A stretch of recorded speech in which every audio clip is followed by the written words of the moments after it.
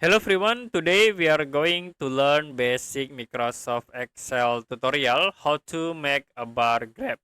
So we have these example tables and you can sort all tables, go to insert and then to make a bar graph you can use these tools.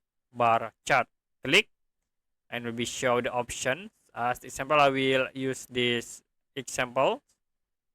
And the next, you also can use the chart style at this area.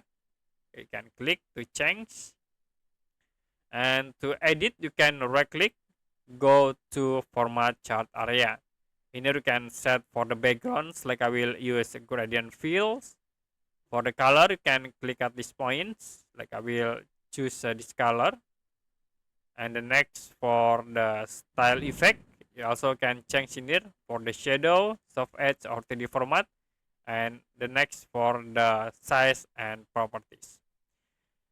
Okay, that's it for a basic Microsoft Excel tutorial how to make a bar graph. If you have any question about tutorial, you can comment below this video.